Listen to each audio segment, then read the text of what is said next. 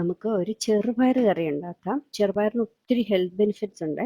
അത് protein content ഒക്കെ വളരെ കൂടുതലാണ് ഇതിൽ.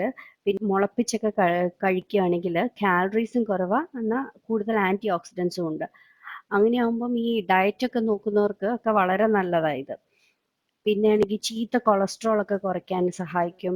പിന്നെ അതുപോലെ ഈ പ്രഗ്നന്റ് ലേഡീസൊക്കെ ഇത് കഴിക്കുകയാണെങ്കിൽ വളരെ നല്ലതാണ്. പക്ഷേ പ്രഗ്നന്റ് ലേഡീസ് ഇത് മുളപ്പിച്ച് റോ ആയിട്ട് കഴിക്കരുത് എന്നാ പറയുന്നത്. ആദ്യം നമുക്ക് ഈ ചെറുപയർ ഒന്ന് വേവിച്ചെടുക്കണം. അതിന് ഞാനത് കുക്കറിലാട്ടോ വേവിക്കുന്നത്. ഇത് ഞാൻ കുതിർത്തൊന്നും വെച്ചിട്ടില്ലായിരുന്നു.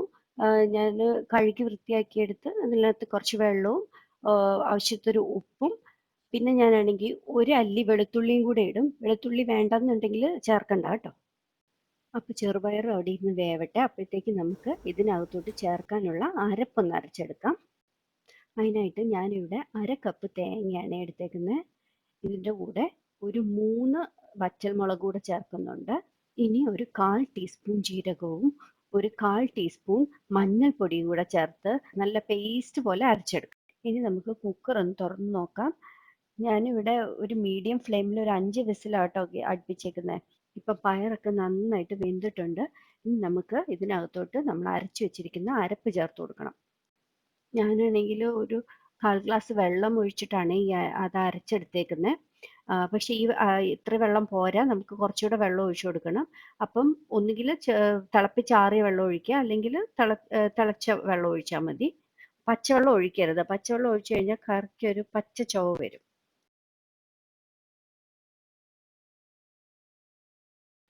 അപ്പം ഞാൻ മൊത്തത്തിൽ 1 കപ്പ് വെള്ളം ഒഴിച്ചിട്ടുണ്ട്. ഇപ്പം ശരിക്കും ലൂസായിട്ടാണ് ഇരിക്കുന്നത്. പക്ഷെ ഇത് കറി ഒന്ന് തിളച്ച് പറ്റി വരുമ്പം അത് കറക്റ്റ് കൺസിസ്റ്റൻസി ആവും കേട്ടോ.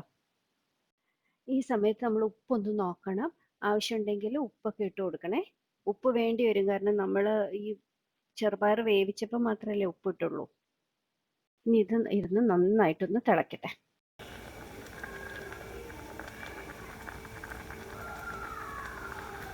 ഇതിപ്പോൾ നന്നായിട്ട് തിളച്ചിട്ടുണ്ട്. ഒരു 3 മിനിറ്റോളം എടുത്തു കേട്ടോ ഇത് തിളയ്ക്കാൻ വേണ്ടിയിട്ട്. നമുക്ക് തീ ഓഫ് ചെയ്തിട്ട് ഇതിനകത്തോട്ട് താളിച്ചിടണം. ഞാനിത് താളിച്ചിട്ടപ്പോൾ ഞാൻ ഒരു നുള്ളു മുളക് പൊടിയും കൂടെ ചേർത്തിട്ടുണ്ട് കേട്ടോ. അപ്പം നമ്മുടെ ഈസി ആയിട്ടുള്ള ചെറുപയർ റെഡി ആയിട്ടുണ്ട്. എല്ലാവരും ഇതൊന്ന് ട്രൈ ചെയ്ത് നോക്കണം. ഇത് വെറും 20 മിനിറ്റേ എടുക്കുകയുള്ളൂ ഈ കറി ഉണ്ടാക്കാൻ. അപ്പോൾ എല്ലാവരും ട്രൈ ചെയ്ത് നോക്കിയിട്ട് ഫീഡ്ബാക്ക് പറയണം. ഇഷ്ടപ്പെടുവാണെങ്കിൽ ലൈക്ക് ചെയ്യാനും ഷെയർ ചെയ്യാനും സബ്സ്ക്രൈബ് ചെയ്യാനും മറക്കരുത്. അപ്പോൾ അടിപൊളിയായിട്ടൊരു റെസിപ്പി ആയിട്ട് വീണ്ടും കാണാം. താങ്ക്